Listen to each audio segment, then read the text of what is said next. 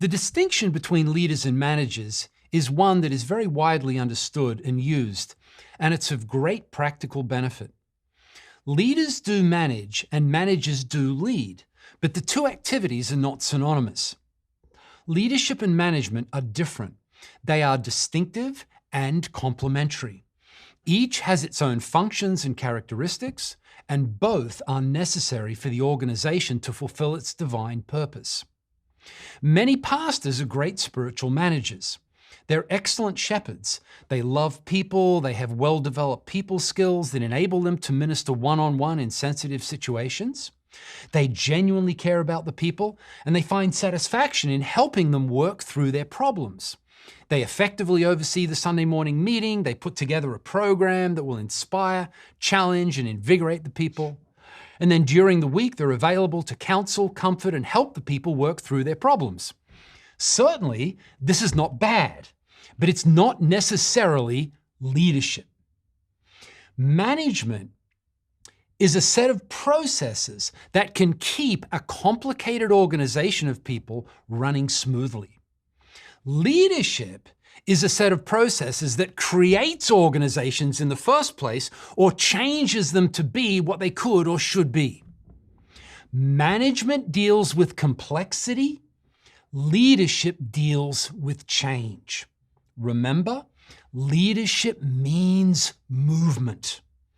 Leaders are visionaries. They think about the big picture issues of the long-term future. Managers are more concerned with making things work now. The following diagram compares leadership with management, showing time frame against detail of activity. Notice how leaders are more oriented toward the big picture and a longer-term time frame, while managers are more oriented toward the details in the short term. It's obviously important that both areas receive attention.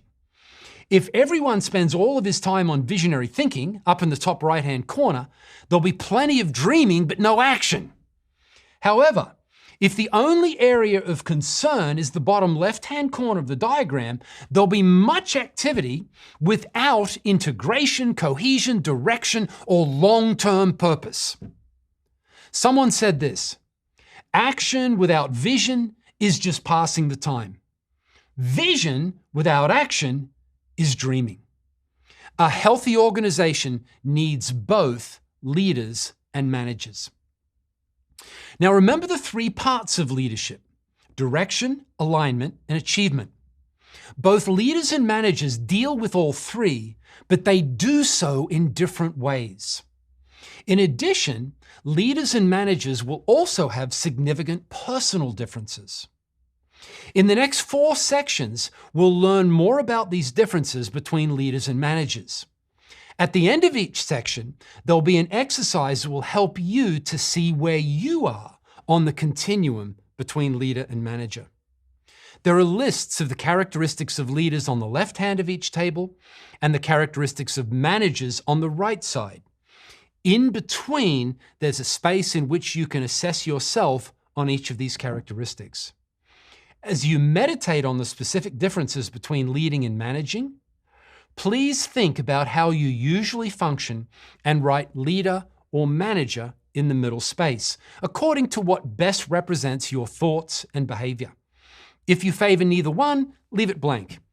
If you're very clearly one or the other, then please write either leader or manager and circle it.